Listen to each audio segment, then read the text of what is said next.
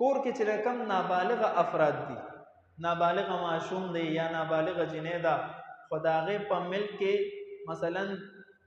سونه ده، چاندي ده یا نقد پیسې دي، مطلب صاحب نصاب ده خو نابالغه ده، نو د مفتابه قول د راجح قول مطابق علما فرمایي چې په نابالغه صاحب نصاب باندې قرباني نشته، دا مکلف نه دی، د شریعت احکامات بدن نه جاری کیږي. نو نابالغه اگر چې مالدار دی، لکپتی دی، کروڑپتی دی، په ده باندې قرباني واجب نه ده. بعض علما وایي چې پلار به د ده د طرف نه د ده په مال کې قرباني کوي، خو دا خبره کمزورې ده.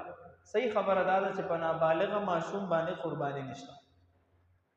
چې هغه صاحب نصاب وي.